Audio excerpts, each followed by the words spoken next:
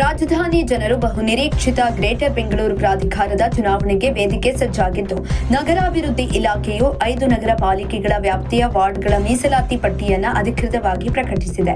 ಒಟ್ಟು 369 ವಾರ್ಡ್ಗಳಿಗೆ ಮೀಸಲಾತಿ ಪ್ರಕಟವಾಗಿದ್ದು, ಇದರಲ್ಲಿ ಮಹಿಳೆಯರಿಗೆ ಬರೋಬ್ಬರಿ 176 ವಾರ್ಡ್ಗಳನ್ನು ಮೀಸಲಿಡಲಾಗಿದೆ.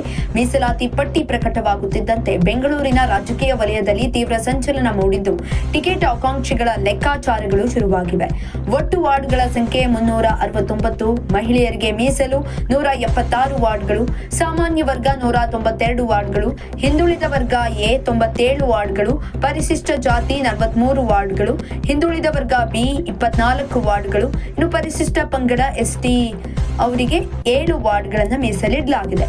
ಬಹಳ ದಿನಗಳಿಂದ ನೆನೆಗುದಿಗೆ ಬಿದ್ದಿದ್ದ ಬಿಬಿಎಂಪಿ ಜಿಬಿಎ ಚುನಾವಣೆಗೆ ಈಗ ಅಧಿಕೃತವಾಗಿ ಮುಹೂರ್ತ ಫಿಕ್ಸ್ ಆದಂತಾಗಿದೆ.